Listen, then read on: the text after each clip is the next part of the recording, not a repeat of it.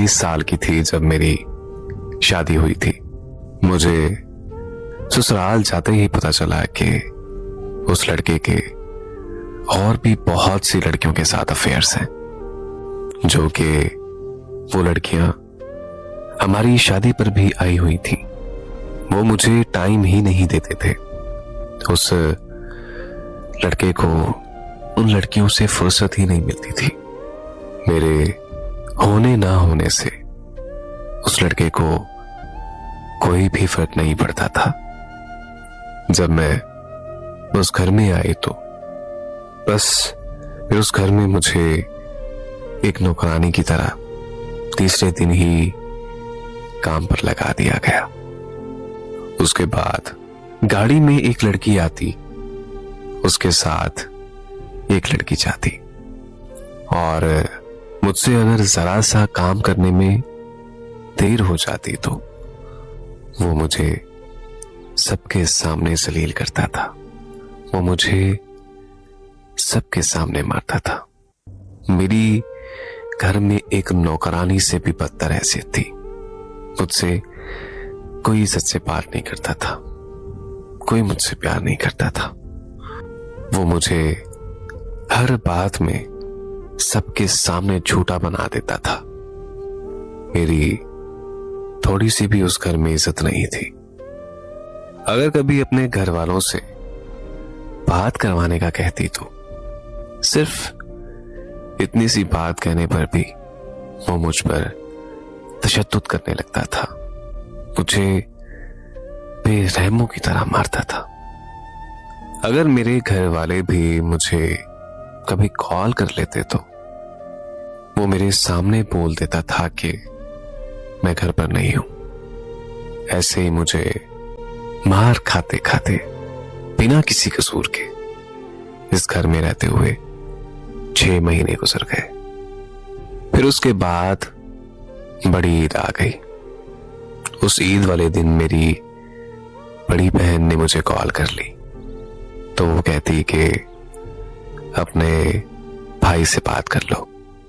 अभी मैंने अपने बड़े भाई से सलाम ही लिया था कि उसने मुझे देख लिया और फौरन ही उसने मुझसे मोबाइल फोन छीन लिया और मुझे जालिमों की तरह मारना पीटना शुरू कर दिया। तुमने अपनी बहन के शौहर से बात कैसी की? वो मुझ पर हर बात पर शक करता था। उसे पता नहीं क्या बीमारी थी कि वो मुझ पर शक करने लग गया था। उस दिन उसने मुझे इतना ज्यादा मारा कि मेरी आंखों पर नील के निशान पड़ गए और मुझे एक आंख से नजर आना भी बंद हो गया था।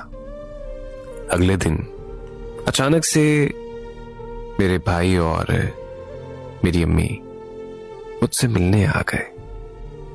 जब मेरे घर वालों ने मेरी ये हालत देखी तो उन्होंने मुझसे पूछा कि क्या हुआ है ये। मैंने पहले उनसे बहुत छुपाया कि नहीं कुछ नहीं हुआ, बस किसी चीज ने मुझे काट लिया है जिसकी वजह से ये निशान आ गया है। तो भाई ने दूसरे भाई को कॉल की।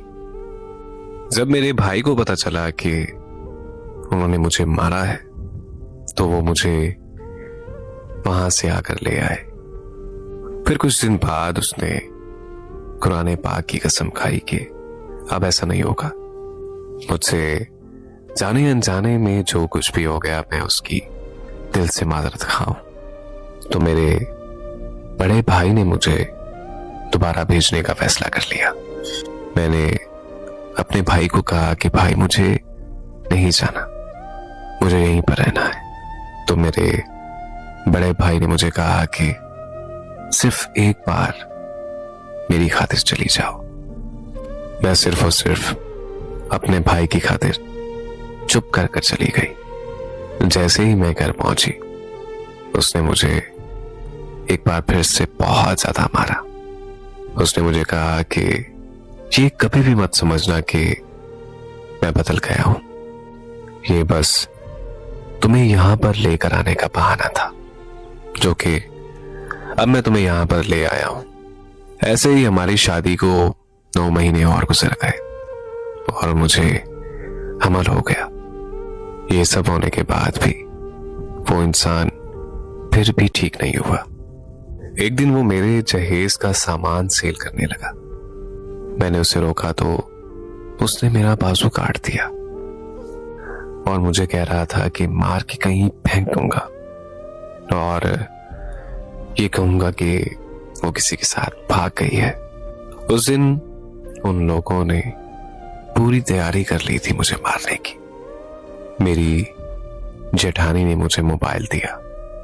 मैंने अपने घर अपने भाई को कॉल की और मैंने अपने भाई को कहा कि मुझे आकर यहां से ले जाओ, वरना आप लोग कभी भी मुझे दोबारा नहीं देख सकोगे।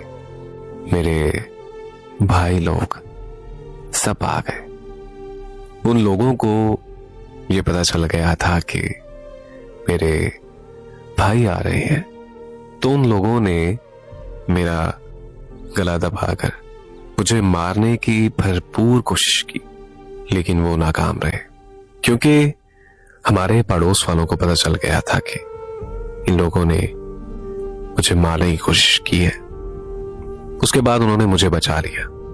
मेरे भाई आ गए, उन्होंने ये सारा मामला देखा। उसके बाद वो मुझे अपने साथ ले गए। फिर उसके बाद सब खामोश हो गए।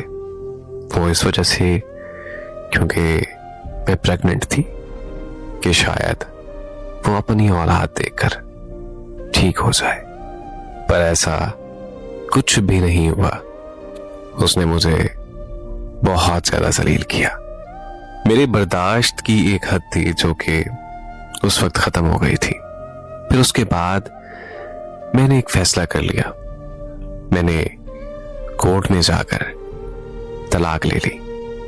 अब मेरी एक बेटी है जो कि 3 साल की होने वाली है। मैं अब एक हॉस्पिटल में जॉब करती हूँ और अकेले ही अपनी बेटी की परवरिश कर रही हूँ। आज मेरी दिल से सब बहनों के लिए दुआ है कि अल्लाह पाक हर बहन बेटी के नसीब अच्छे करे। जो मेरे साथ हो गया है, अल्लाह पाक किसी दुश्मन के साथ भी ऐसा ना करे। बस आप लोगों से एक दरखास्त है कि मेरे हक में ये दुआ कीजिएगा कि अल्लाह पाक मेरे हक में बेहतर करे। आमीन।